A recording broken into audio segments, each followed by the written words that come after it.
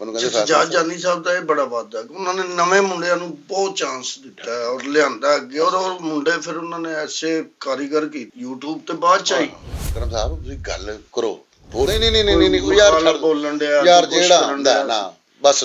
ਨਹੀਂ ਮੈਂ ਇਹ ਕਹਿ ਰਿਹਾ ਕਿ ਵੇਖੋ ਉਸਤਾਦ ਵੱਲੋਂ ਤੇ ਕੋਈ ਗੱਲ ਨਹੀਂ ਹੁੰਦੀ। Sir please leave this topic. I can ਮਾਸ਼ਾਅੱਲਾ ਉਸਤਾਦ ਬੜੀ ਮੈਂ ਕਹਿੰਦਾ ਕਿ ਮੇਰੇ ਮੈਂ ਨਾ that's a shivering pointed for the ਕੰਬਲ ਲੱਗ ਪੈਂਦੇ। ਤੁਹਾਡੀ ਇੰਗਲਿਸ਼ ਦੀ ਜ਼ਿਆਦਾ ਸਮਝ ਵੀ ਨਹੀਂ ਨਾ ਆਣੀ ਲੋਕਾਂ ਨੇ। ਕੋਈ ਤੁਹਾਨੂੰ ਬਹੁਤ ਵਿਆਹ ਕਰਾਚੀ ਬਰਾਤ ਗਈ ਫਿਰ? ਨਹੀਂ ਕਰਾਚੀ ਨਹੀਂ ਸੀ ਗਈ, ਮੈਂ ਤੁਹਾਨੂੰ ਦੱਸ ਰਿਹਾ ਸੀਗਾ ਕਿ ਉਹ ਬਾਅਦ ਦੇ ਵਿੱਚੋਂ ਫੈਸਲਾਬਾਦ ਸ਼ਿਫਟ ਹੋ ਗਏ ਸਨ।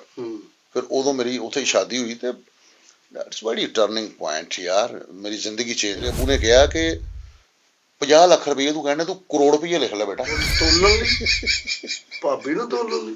ਇਹ ਤੇ ਗਲਤ ਗੱਲ ਹੈ। That's wrong way for the driving for the driving. ਰੱਖ ਲਏ ਉਹਨਾਂ ਨੇ, ਸਾਰਾ ਕੁਝ ਹੋ ਗਿਆ। That's very complexion with my ਸਾਹਿਬ। 4 ਲੜਕੀਆਂ, ਹਾਂਜੀ ਹਾਂਜੀ, 4 ਆ ਕੇ ਰੋਈਆਂ ਸੀ। ਫਿਰ ਉਹਨੇ ਹਜ਼ਾਰਾਂ ਖੁਆਇਸ਼ ਐਸੀ ਕਿ ਹਰ ਖੁਆਇਸ਼ ਪੇ ਦਮ ਨਿਕਲੇ, ਬਹੁਤ ਨਿਕਲੇ, ਅਰਮਾਂ ਕਮ ਨਿਕਲੇ।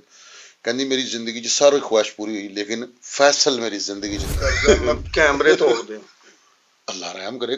ਅੱਲਾ ਰਹਿਮ ਕਰੇ। ਕੀ ਮਸਲਾ ਇਹ ਕਿਹੜਾ ਕੀਤਾ, ਕਿਹੜੇ ਕਰਨ ਲਿਆ? ਨਹੀਂ ਨਹੀਂ